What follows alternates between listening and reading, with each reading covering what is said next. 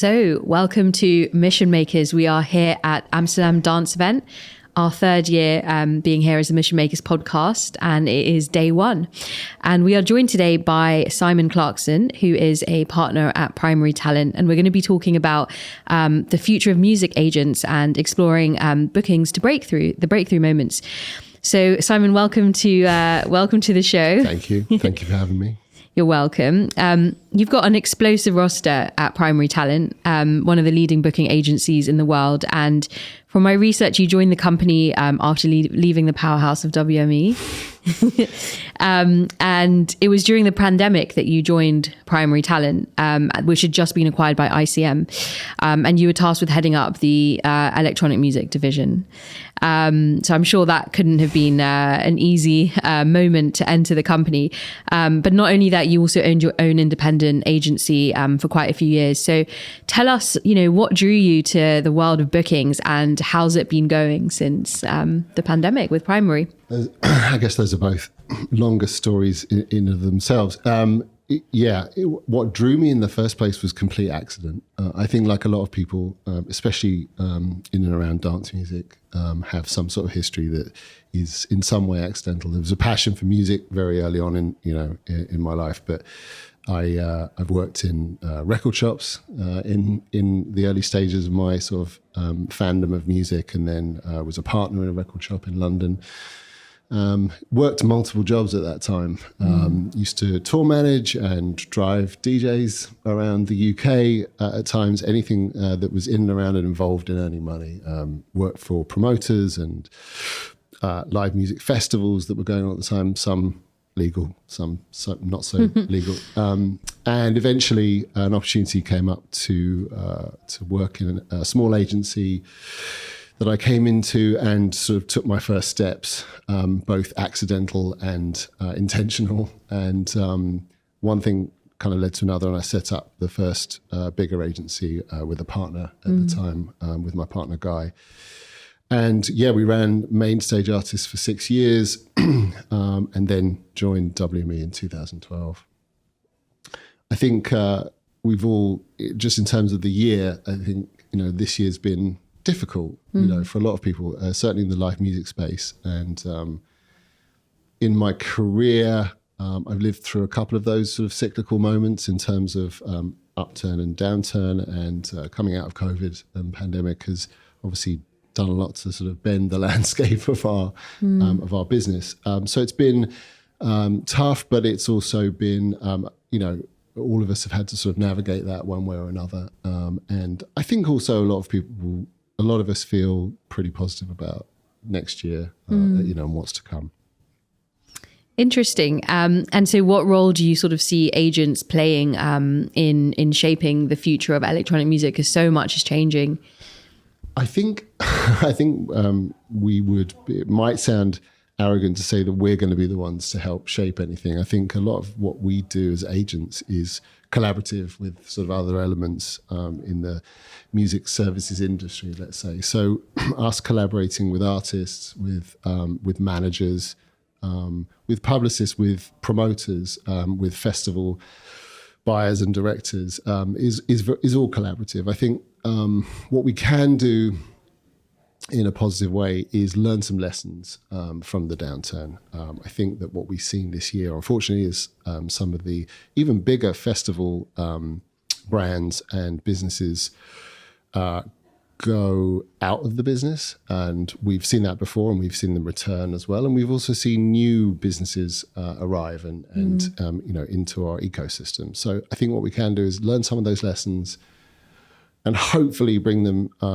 into the future of the business, just as we deal with people. So there has to be a sort of realistic approach to the macroeconomic level of what we do. And by that, I mean, we have to work in conjunction with festivals, which is a big part of our business in terms of the event space, be realistic about putting value on artists, have the promoters also are under a lot of pressure because post-COVID and post-pandemic, a lot of their costs have risen, the vendor costs and people going out of business in the vendor world. So there's no competition to bring costs down, and we have to be mindful of that. Obviously, as agents, we still need to represent our clients and make sure that they're valued at the level they need to be. But at the same time, we have to have one eye on kind of some realism for our business. And just how difficult was it, when you joined? Like, what were some of the things that that you navigated in actually leading the electronic music division, literally in the midst of a pandemic? It's very hard to lead anything from your living room. I kind of came in. ICM acquired Primary Talent, as you say, at the beginning of the pandemic, and introducing a new department into an already larger established company in Hollywood has its challenges. But yeah, doing it isolated in your own home.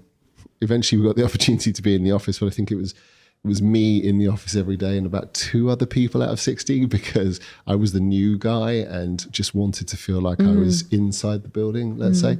So the challenges were both, first of all, hiring. I made some early hires, but it's very hard when no one has a definitive answer on when the business returns and what that looks like. And at the same time, you're talking to your own clients about what they should be doing or not doing. A lot of offers to do streaming sets and that kind of stuff. And then the next part is when you want to then focus on growing the roster and signing clients and making, sort of setting your stall out as a new element of the business. That's also very difficult as well, because you're kind of not talking in definitives at that point. We were into the beginning, the baby steps of that, and then the acquisition of ICM by CAA became the next stage of that. And so we are now a year and a half into the new business of reacquiring Primary from CAA and from that acquisition, and are now back to being independent. So almost for me, full circle, in a way, and now with my partners going into this landscape as fully independent. Sounds like a blockbuster. There's a few chapters to come, hopefully.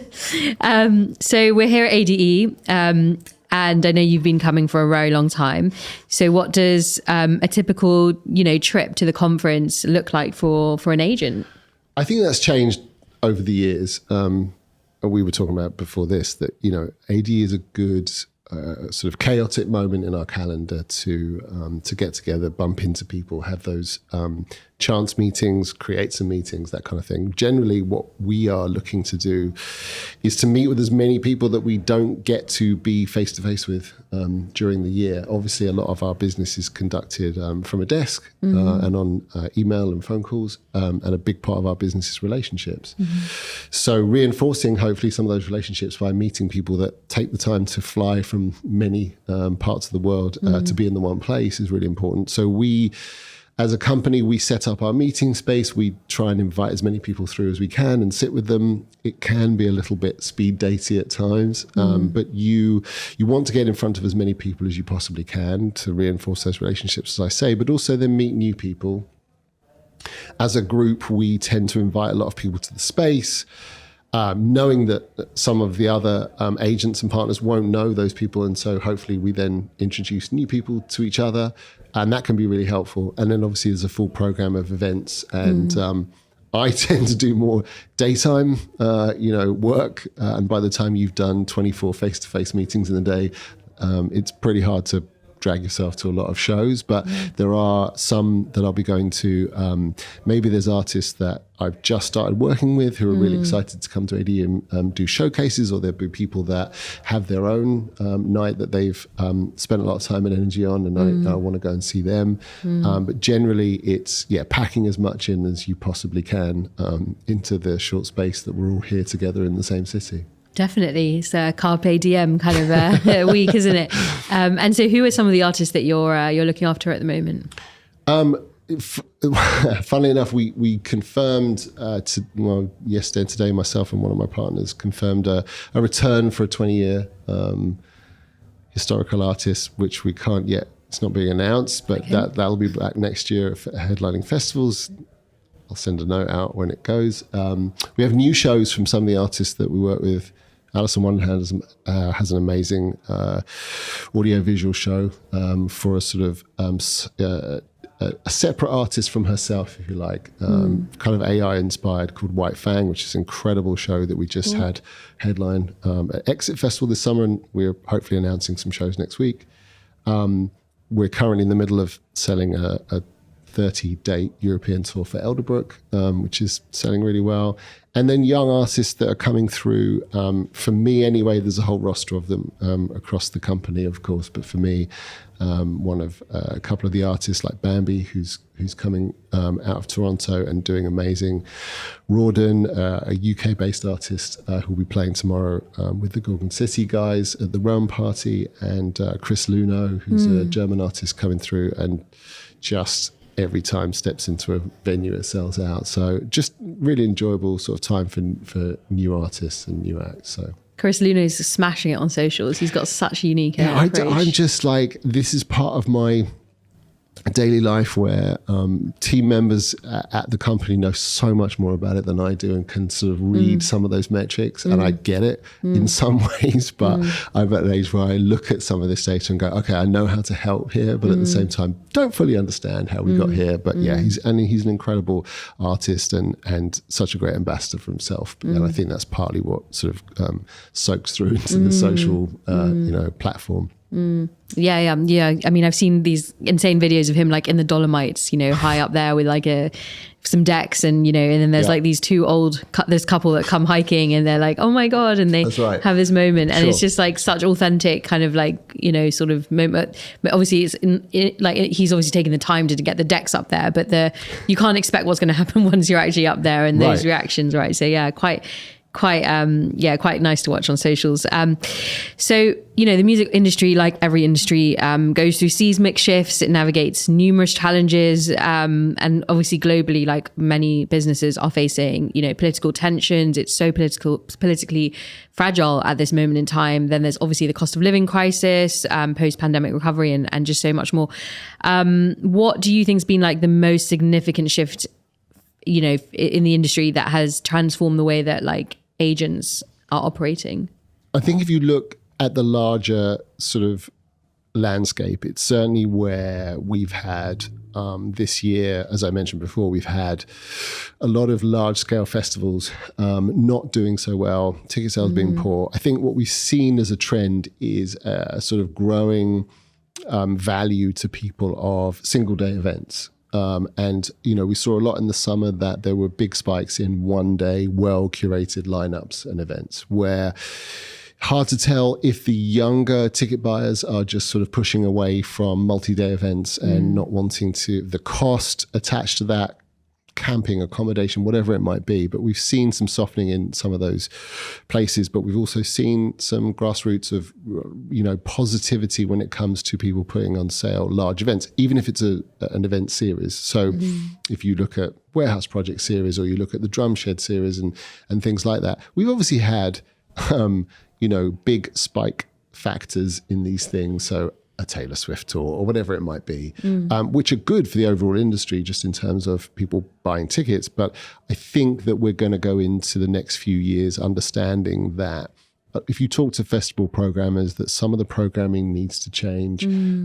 If you look across just the UK, you had a day at All Points East with one of the most popular days was the Kate Renata Day. It looked well programmed. I think the offering itself was just really spot on in terms of, what people are prepared to pay for a ticket in terms of what they get back. So I think we have to be more mindful of the programming, the curation and the cost of these things, and that we're slightly changing the dynamic of what it means to go out and go to an event rather than just a one-off headline show. And like, I mean, I know you're from the UK, and it's such a tough time in the UK at the moment. Like even before the pandemic, 50% of clubs were closing down. I mean, like, what are your feelings on the culture and the landscape in the UK, particularly at this moment? Yeah, it's obviously, I grew up in clubs, and I still get, nostalgic for the days when people put on regular club nights on a Friday and Saturday. It didn't matter so much about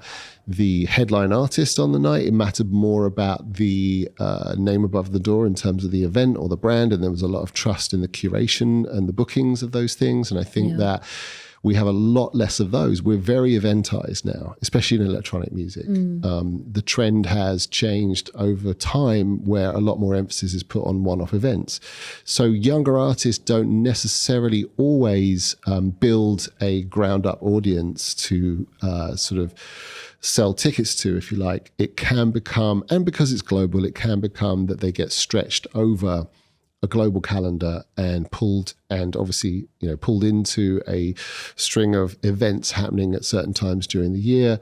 And the money offered to them can be more attractive because it's not based on anything other than the sort of value placed on them by the promoter or the festival buyer at the time. So therefore, yeah, it's a shame. I actually got given a gift recently. Sadly, I got given a gift of an incredible photographic book, which was based on disused Italian nightclubs, and some of them really famous ones that I've been to in my time. But we don't have that, and we don't have that as a sort of breakthrough ground level where artists can really come from. I think that there still are clubs and club nights and some real sort of standout ones, but just not at the level that we used to have them. Yeah, absolutely. It's it's heartbreaking to see, especially for like nurturing that next generation of talent, and cutting your teeth in those spaces to really like grow that community. What do you think is the most misunderstood aspect of your role? Aside from how much money we earn, I think that I think a lot of the time there's a slight misconception that agents are somehow creating demand. Our function is not in any way demand creation, right? Naturally, the artist creates the demand. Demand for the ticket selling, demand for the music, all of those things. We're very much on the more transactional business side of the team. And when I say the team, it'll be artist manager, record label, PR, etc. And so we are on the more transactional side, and we are there to support the business side of touring. And we're a representative to do that part of the business for those artists. I think that if we've all been, as agents, we've all been put in the situation where we stop working with a client because they feel like, we aren't getting them enough money or enough exposure or something like that, or the demand is not there. And by moving and changing the team or changing the manager or changing the label, whatever it might be, that's going to improve the overall business that they're in terms of the touring aspect. It's not always the case. And so I think that, sometimes the misconception that it'd be that we can somehow control the level of demand in that way. And what are the top three things that, fuel the demand for the artist? Is it the production? Is it the social media? Is it the killer shows? Is it something I haven't mentioned? I think it has to be I know it's a cop-out, but it has to be a combination of all those things. Of course. You talked about, you mentioned with Chris, like the social platform, the attention that he gets from that. When I first talked to Chris's manager, he presented me with obviously the links and the data and everything, and you can just feel that something is happening around Chris, right? But at the same time, something is happening around him because he's a super talented guy, and he's his own ambassador. Whenever he plays a show, I was with him a couple of weeks ago in London for his first London headline. When people come to hear you do something and they walk away loving you even more, that's another element to that whole kind of mix of what really matters. I think that, yes, I tend to have always worked with producers of music, and fortunately very talented producers of music. So I think it's in combination that building an audience is going to be a combination of the music resonating and hitting and becoming something that people really, really want to hear and follow. A presence of that person in their persona out there in the universe in terms of social media platforms, DSPs, whatever it is. And ultimately performance. And then when it comes to their actually pricing their value as an agent,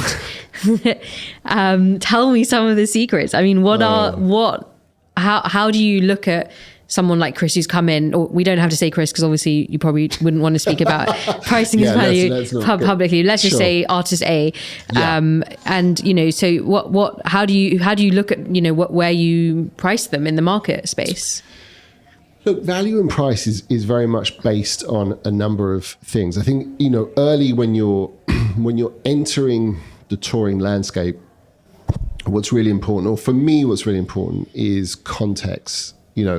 If you're bringing an artist in, you want them to be understood in a particular way. And when I say understood, I mean that making an impression in the market, making an impression on an audience, and making an impression, more importantly, on festival promoters, festival bookers, event bookers, is how they're supposed to contextualize that artist. Because in electronic music, we love a genre, right? And also we very much in the European and sort of wider market, we do tend to program and book genre specific and curate in those ways, right?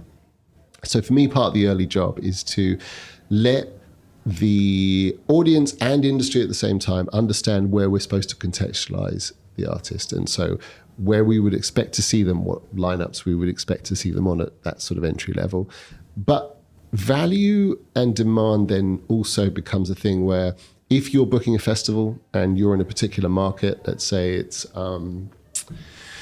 the German market, from the touring aspect of that artist, how many tickets they're currently selling in that particular venue in Berlin, in Cologne, in Munich, in Stuttgart. Festivals, when they budget for a stage, they know how much they're likely to be spending on those slots that they're curating, that from the headliner all the way down to the opening artist. So really, you're building and you're hoping to build an audience level that can be in some way equivocated to that value that the festival is going to put upon you. Obviously, there is complete event-breaking breakout artists sometimes that immediately become really based on that moment and the hype around that moment and the demand that's based around that moment, then the sort of brackets and the budgeting goes a little bit out of the window. And, a lot of us have been involved in those moments for artists over the years. Of course. And I'm sure that's like super exciting. And so then sort of, you'd be developing these relationships with like promoters over, decades and multiple years, different artists obviously as well that you're liaising with those promoters with. But then one of your artists starts to, naturally you want their fees to rise because they're growing and growing. And so how do you tactfully sort of navigate that situation? Because you've obviously got a relationship with that promoter. Or is it just like quite cutthroat? It's just, this is the situation, take it or leave it. I mean, do you know what I mean? Yeah, it doesn't have to be cutthroat. It can be, again, because our part of the business is quite transactional. And yes, we try, our part of our job and our role is to foster good relationships with the buyers, with promoters, because they're going to be our partners in this business. If you're headline touring, it's a pretty simple equation in terms of the share of that money and the way that works. The business models are set up. The promoter's business model for a headline tour is already set up. We know how to put the artist into that, and we can calculate the value pretty easily. Where it becomes a little bit cloudier is one-off events and festivals, and the promoter knows at what level they're willing to value that artist and pay for that artist, and they know where they're not willing to do that. And that's part of our day-to-day discussion and negotiation. It doesn't have to be, listen, my job is never to burn the bridge, right? And to keep that relationship going in some way. But I also work on behalf of the artist, and I need to make sure that I've done my best job to realize the value in each of those occasions. Is that tactfully evaded enough? Or no, it sounds quite diplomatic. Okay. I mean, you got to bear in mind many different perspectives and sensitivities in that situation, right? So when it comes to working with the wider team, and whether it's the management or other agents in different territories, where do you see the most potential for conflict or collaboration in sort of creating this very unified strategy for the artist? If you want to hear the rest of our conversation, then head over to Spotify, Apple, or wherever else you get your podcasts.